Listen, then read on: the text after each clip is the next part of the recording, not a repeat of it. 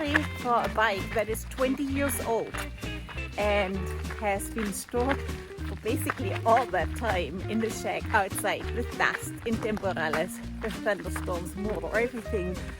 And I only inflate the tires and it's running. I think this is pretty good. I'm pretty proud of this little thing.